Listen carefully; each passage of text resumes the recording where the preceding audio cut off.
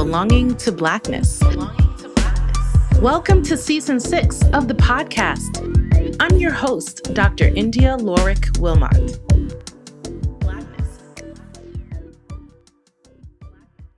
It is always a wonderful opportunity to collaborate and be in community with fellow creatives, especially fellow podcasters.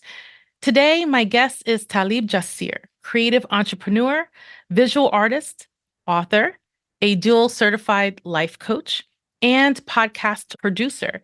He is also the founder of the Afro Audio Podcast Festival for Black indie podcast creatives and audio professionals, which is in its 6th year and going strong, as well as the founder of Vanguard Podcast Network, a podcast production company producing original independent stories and social impact nonprofit podcasts. Talib has dedicated his nearly 2 decades-long career helping individuals, communities, and brands reach their goals, drive meaningful change, and create equitable spaces for everyone.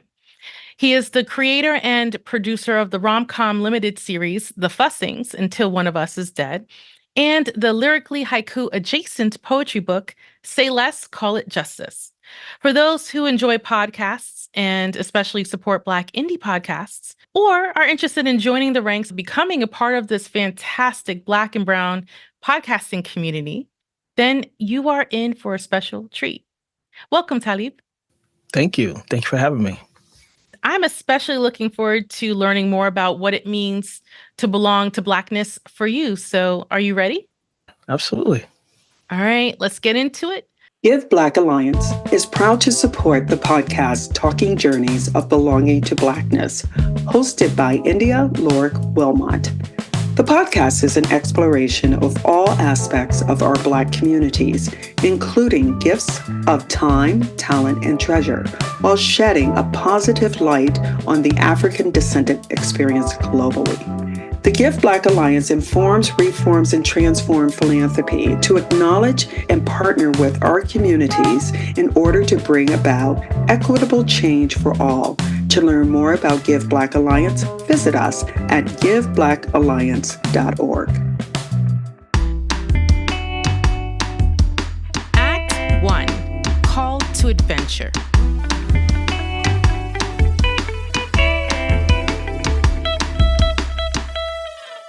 So Talib, I've always remarked that much of what inspires us and gives us purpose is autobiographically rooted. Storytelling has become an integral part of your personal identity and professional journey ever since you were a small boy growing up in Baltimore, Maryland. Then you worked in Big Pharma on the creative side for several years. So how has your family life, upbringing inspired you to focus your creative efforts on writing, podcasting, and producing? Actually, I was born in Baltimore, but I was quickly swooped away from there to the Eastern Shore of Maryland when I was about 6 months old. So I was raised on a farm from 6 months to 7 years old, chicken coops in the backyard, farm, growing our own crops and that sort of thing. Hogs up the hill, goats right in front of me. It was an experience that really shaped who I am in a lot of ways. Not only in the ways in which my community was such a subsistence community where everything that we caught, we hunted, or we grew was something that was shared amongst the community. I always joke with people and say, it sounds like I was born in 1875 instead of 1975 from where I grew up. There were still wells in the front yard and ice boxes in neighbors' houses and that sort of thing. But it really shaped who I am as both a creative and how I understand community. A farm? Wow. What are some of those lessons that you learned early on in that space that you feel has been very helpful being in other spaces like urban or suburban spaces? Ever since I left and grew up and began to live in my urban environments, went from there to Silver Spring, Maryland, from Silver Spring to PG County, then to North Carolina, Jersey City for 13 years. And now I'm back on the Eastern Shore of Maryland. And I was raised by my great-grandmother and her brother. What that looked like for me was understanding what community looks like without an agenda. If I'm here, if I do this, when we do this, we get this back. It was simply community where we relied on one another. It was our nature. It wasn't something that had to be requested or anything like that. And what I learned was that it isn't just unique to rural areas. Urban areas also, we have this aspect of kinship, and it is when we're concentrated in a lot of ways, whether it's deliberate concentrated poverty or public housing or what have you, to the rural areas where we are concentrated. There is a sense of kinship community that naturally grows from that. And so being able to see that reliability, that aspect of community, the support and sharing puts me in a very unique position to be a community leader, because I don't want nothing from anybody, right? I want to create and build, have it be a mutually beneficial and a win-win situation in all ways. And so that's what I learned. I learned that people can truly show up for one another in a way that doesn't have to be a take from anybody or a drain. And I'm very committed to creating that same type of culture and environment in anything that I create. I love that. So I guess when I'm thinking about this notion or this thread around community that you are talking about and what drives your work, how does writing the poetry or even doing the audio series connect to your overarching ambitions as it relates to Black storytelling? My great-grandmother was a poet. I learned later on in my life. My great-grandmother is very integral to my whole story and my entire life. She was my favorite person. And so I learned early on, I was raised around older people, elders. So they sat on the porch for hours and talked and told stories. And it made me naturally curious and inquisitive. I was born in 1975. So all of the things that we have access to now, literally the entertainment was these 3 channels that you got on the television and people talking and telling their stories, right? I was very inquisitive as a child. I always asked my grandmother more and more questions about us and our family and where we came from. As a matter of fact, her daughter, my grandmother, still alive. She's 94. She just turned 94 on May 5th. We have about 20 hours of audio recording together. It's just what we do. It's always something that I've known, is to tell stories, to create. When you are being raised on a very hot farm with, like I said, 3 channels, your imagination runs wild. And so all I've had really is my imagination most of my life. I would create a lot because of it. My stories today are a reflection of all that's in me, all that I know, all the experiences that I've had. The latest book, Say Less, Call It Justice, is actually my 3rd book. It's been all about expressing the heart, expressing the mind in a way that I can only understand for myself, right? My first book is a novel. It's called The Spirit of the Movement. I remember sending it off to an editor and getting all these red lines back and all of this. And one of the biggest things that was told to me is that just because you know what you're saying in your head doesn't mean that it's translating to your reader. And what I understood from that comment was we hold a lot inside of us. Oftentimes, we curate what gets expressed because we don't know how people are going to react to it or accept it or respond to it. By being able to write the heart and the mind, it just gives you this opportunity to allow people to accept the work in your own mind, your own artistic expression. And I think it's one of the bravest things that people can do, is to put something out there, podcasting, writing, where you don't know who's listening, from how far away, from what experience they're having, and they're listening to it or reading it. That's such an intimate experience between 2 people. And I think that because people are the point inside of this chaotic world that we live in, being able to connect with folks is of the utmost importance. And that's why I tell stories. And you're right. We don't know how it's going to resonate with people, but us putting the content out is an invitation for connection. Mm-hmm. Some of these lessons, these life lessons that you learn, even being on the farm and being amongst our elders, they're such rich resources to have in our lives. Oftentimes as young people, we're so busy with forecasting what's happening in the future that we're oftentimes not present. Mm-hmm. we squander those opportunities to learn from our elders because they have a plethora of information that's there and so many stories that we can truly benefit from. Mm-hmm. Tell us a little bit about the founding of Afros in Audio, right? So it was established in 2018, and it's described as aiming to empower and unite Black audio creators and professionals. So what really led to the forming or the impetus of even having or establishing Afros in Audio? And what's the significance of its name? It's kind of cool. And your logo's cool too, with like the afro and the... Yeah. As you mentioned in the intro, I'm a life coach. One of my philosophies is that as you manifest your vision begins to manifest you, because in a lot of ways, you can only see yourself as you know yourself in that moment or the people that you know. But as you move further and further into this vision of yourself, then people start showing up that you had no idea would, right? And experiences and opportunities begin to open up that were not a part of what you currently knew about yourself or knew how far you could go.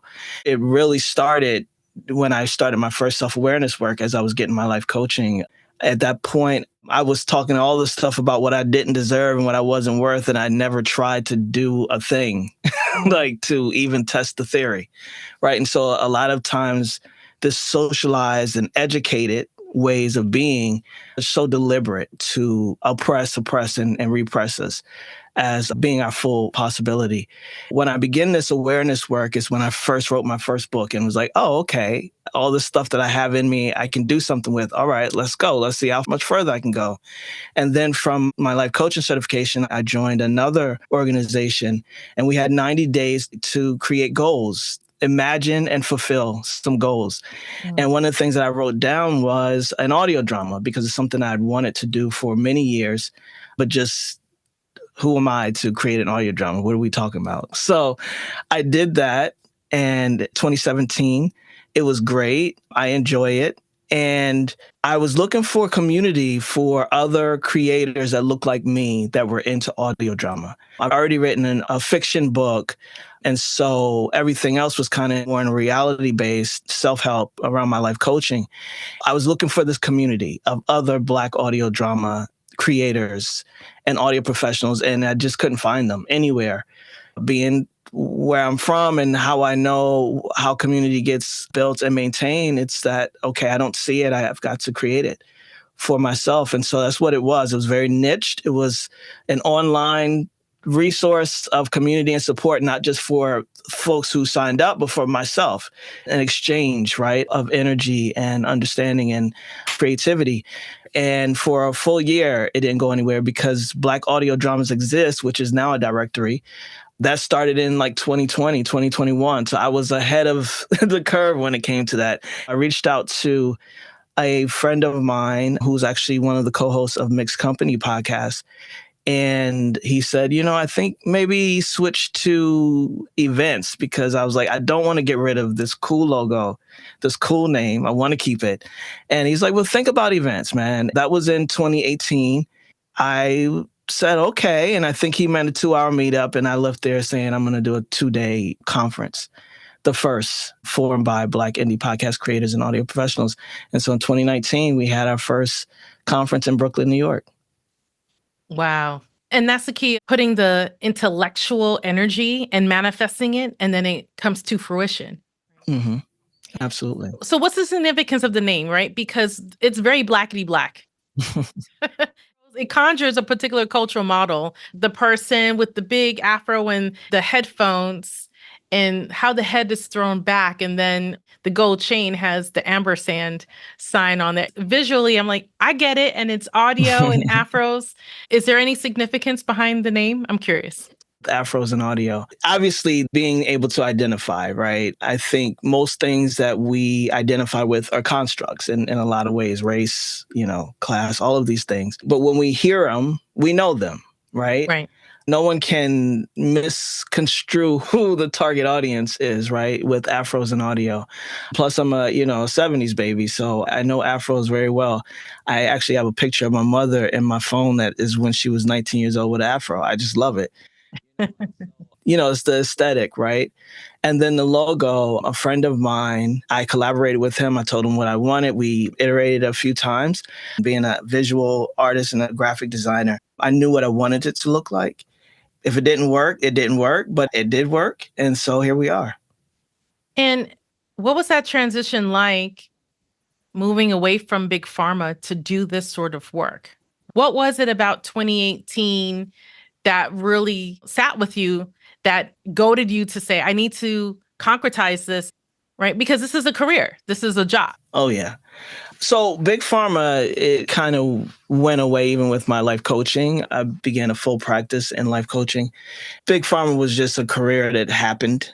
I don't take anything away from professional work because in a lot of ways it becomes the foundation for how to conduct yourself, understand how certain things work. But it was just a means to an end. And so I've done Afros and Audios conferences and been at work the very next day just because of the nature of the beast and the economy. But Afros and Audio is absolutely something that I consider a big deal because I consider podcasting a major industry that we must be a part of, we must benefit from. And it's absolutely something that I think people of color, especially Black people across the diaspora, our stories matter. And it's about this lived experience, right? And everything that we say on this mic is telling the world who we are today, what we think, what we believe, our perspective, our experiences. Because of that, I feel like it's important everyone in every corner of the world, every experience to share their stories because it's how we know and it's how we learn. Act 2, The Road. So for this season, Talib, the podcast has experienced a rebrand where I'm really digging into the title, Belonging to Blackness. And so I'm curious to know, for you as my guest, what does it mean to belong to Blackness? That's interesting because of the farm. And then, of course, let's go to the urban areas. Being raised at a pretty big church. It's called Metropolitan Baptist Church in D.C. I'm not a Christian or go to church anymore, but this was my upbringing. This was my life. And I mention that because all sorts of people came through there. Met Dr. Maya Angelou more than 3 times, and not just met, got to sit down and talk.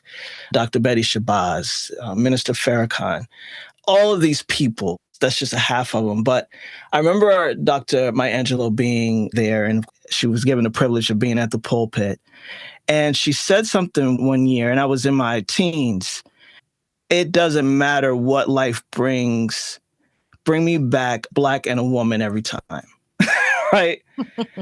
To know her experience, right? She came up during Jim Crow and on the Selma Bridge and all of these things where this domestic terrorism that we experience on a daily basis, even to this day, someone like her would say, bring me back Black and a woman every time.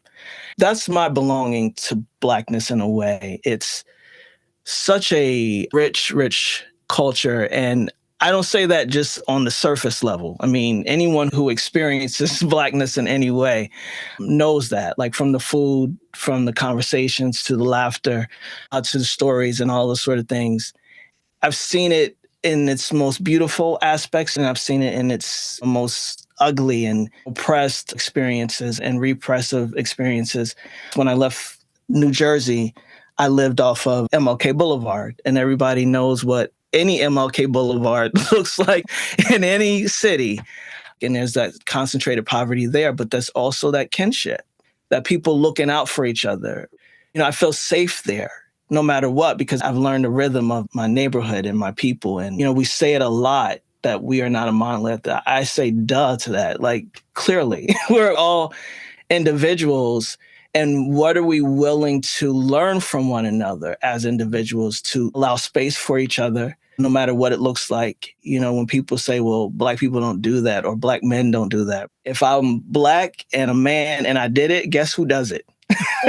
Right. So we get to expand. It's expansive. It's adventurous. It gets to look like more than we've been told that it looks like, how we belong. And it gets to be an experience further and beyond what's been said.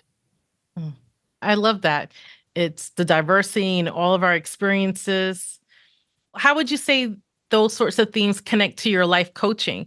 Is your life coaching specific around the Black experience and all that it encompasses? Is it very broad? How do you relate the two, if at all? Oh, yeah, absolutely related because I know who I want to work with. And I know how this world has been very, very deliberate in us living America's dream for us. I always say it's not the American dream, it's America's dream for us, right? Go to school, get a job, and I'm 6 feet under Right. and move on, right? That's the American dream. Not to cause waves, not to disrupt, not to be bigger and better and go wherever your imagination tells you can. That's not the experience we're meant to have. We're not meant to exist in adventure, belonging in nature and outside. When I work with clients, it really is about us understanding that our experiences and our come up and our path to it is going to look a lot different, right? Like a lot different. And we need to be able to get real about those things because, yes, we do have endless possibility to be and do and have anything, but not if we allow the world to kind of dictate how it looks and how it goes. So first part is dismantling and disruption. We can get past that, then it's about permanently altering those relationships to limiting beliefs and the inner critic and the I can't and the supposed to and need to and should do of the world. We've got to dismantle a lot of things that we've learned in order to be who we're capable of being. So what has been the experience for you as a Black podcaster and an audio professional in this field? What have been some of the challenges or the opportunities that you've encountered, some of which you didn't anticipate? So many things. I think that the world has done a really great job of creating this individualism in us all. My goal in the podcast industry is to recognize a few things. One is that this is an industry that's growing and evolving. This low barrier of entry that we talk about is extremely real. It's very important that we know that because any other ambitions that we have, television, radio, film, all these sorts of things, that barrier is a lot higher. When we think about this ability to create whatever you want, then podcasting is the industry that you want to come to. You can build your portfolio here and move on to other things. But to dismiss this industry as something that's just a hobby, then we're negating the power of it. And the power is that we are broadcasting our living record every day in every way, and it's hitting other people's ears. Other people are experiencing this. The challenge with most people across the board is that, one, we don't believe in ourselves in a lot of ways, and that is a deliberate thing as well. And so really getting people to understand the value of telling the story on the mic is one thing. And of course, resources, funding, that's something that has been a challenge each year because not only do we not believe in the power of this industry and of ourselves, then of course that doesn't translate to others either in a way that allows for the resources just to be abundant. Each year it's a struggle, and each year it's something that I end up handling the majority of it from a personal space, simply because I know the value. I have the vision.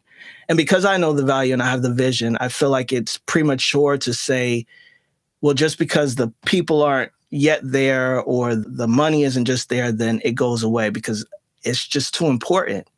It really is. Wow. And for me, it's about having that conversation as often and as far reaching as possible. When I think about the top Black podcasts, you have Drink Champs, Shits and Giggles, or Horrible Decisions, another one, right? When I think about the talent, and these are engaging individuals, these individuals have really worked the social media platform to really help to elevate. They're part of networks that really sponsor and support their work. But it just seems like it's so limited that there's so many of our other voices that exist that we don't get the same amount of play. Unless you're with celebrities where you're getting high and getting drunk, or it's some iteration of a sex podcast, To me, it just seems like our Blackness is not only these things. We could be these things too, but we can be so many other things. And we represent the gamut of experiences: Black, queer, trans, religious, zealots, Black conservatives. I mean, we embody all of that in terms of diversity. But yet, I feel like with these fissures that exist, we're trying to wiggle through, but unless we are in many ways reifying certain kinds of stereotypes around Blackness, it's kind of hard for some of these voices to appear. Are you finding that these are still some of the challenges when you're meeting with new folks and established folks at the Afro and Audios Festival? Are these some of the things that people oftentimes talk about in terms of their experiences? It seems like it's a struggle, especially if we want to get paid or at least have our podcast pay for themselves in the process. One of the points and purpose of Afros and Audio is that we begin to look at ourselves as the opportunity, as this way of creating a new way of benefiting. I've had people say, I hate celebrity podcasts. Aren't you upset that a lot of them get to be seen? And my response to that is no, because one of the things is at least it keeps the conversation of podcasting happening. 3 or 4 years ago, people were still saying, well, what's a podcast? And then you had to educate people. This is what a podcast is. We don't have to do that anymore. That evolution has occurred. Not that there isn't still parts of the world who don't know what a podcast is, but it's very far and few between. Even 3, 4 years ago, you were still explaining to a lot of people, this is what a podcast is, right? And so I feel like there's this opportunity for us to remain in the conversation because of those highly visible podcasts.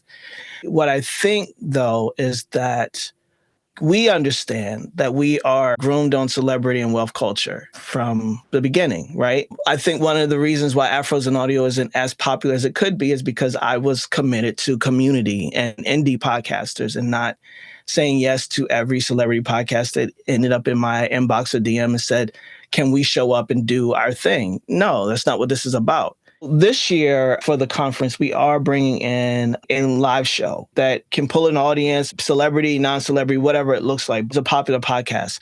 But for years, it's really been about us understanding that without podcasts, there can be no podcast industry, which means that we are the most important people in the room.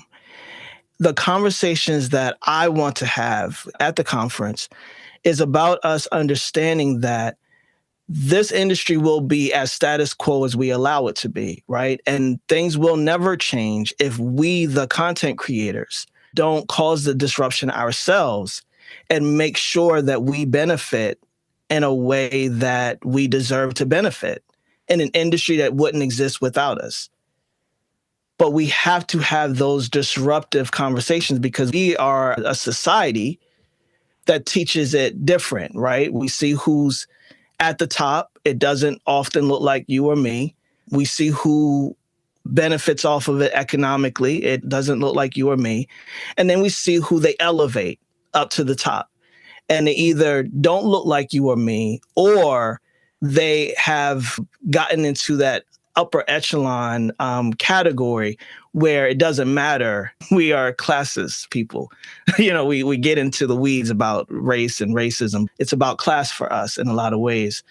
We've got to be the ones who disrupt it. We've got to be the ones to say, no, actually, this is how I'm going to show up. This is why I'm going to show up, or I'm not at all. And I'll just continue to keep this in my indie space and not allow you to have it, not allow you to pilfer it, not allow you to do anything with it, because this is still my platform and my space. It's going to be up to us. It truly is. And if we allow it to just fall the way in which all media industries have fallen, now there's steel doors and electric fences around getting your opportunity in TV and film. It will be up to us to put a line in the sand with what we're going to allow to be taken from us and what we're going to keep and have agency over. If we don't have that sense of personal responsibility, then we're essentially enacting upon the machine of capitalism that fuels us. We're just doing it for that, as opposed to all of these other non-economic benefits of this work, right? That you've consistently talked about throughout our conversation around community, around kinship, about being a part of something that's bigger than us, but that we're all united within. What does the future hold for Afros in Audio, the festival, as well as for Vanguard Productions, your production company? What do you want its legacy to be? I really want Afros in Audio to be a community-driven conference. I'm from a public policy background, and people will always come to you and say, I know what you want, and I'm going to give it to you, versus saying, what do you need? What do you want? And allowing folks to tell you, because they will. With this conference, I want it to be curated and created and driven by the community that it serves, which are podcasters and audio professionals. That's what I want the legacy to be. Whether it's in a conference form or not, that remains to be seen. I am very open to what's next because I'm a creative at heart. I'm a creator first, so I can create anything, and there's no failure in creation. At the end of the day, I'll always be the founder and CEO of the first Black podcast conference, which means I can move on my life at any point. I'm simply still here because I believe the power of us as creators and as storytellers and as innovators and industry-minded folk. We know how to do things. With the stories that I tell, I work with social impact podcasts, so environmental justice. My most recent work, and I'll be going up again on Friday in Newark, New Jersey. It's working with an organization that serves unhoused young adults, 18 to 21. That's my mission. That's my work. My work is to be who I say I am and mean what I say and show up in that way. That's my legacy and my integrity. I don't know how other people receive it or perceive it, but I know I'm here and I know the point and the purpose. I always say as a coach, if your purpose, what's your point, right? Your purpose could have been fulfilled when you came out the womb and it's already done, right? But we still focused on a purpose and say we can't figure it out or we can't find it. Well, what's your point, right? What's the point of you doing it for people and for yourself? The legacy is in the people, right? Is in the work and is in transformation in the ways in which we consider ourselves. My job is already done. I'm just going to keep at it until my mind says, you know what, it's okay. You can stop. Let's go ahead and pivot. Act 3, Where We Land.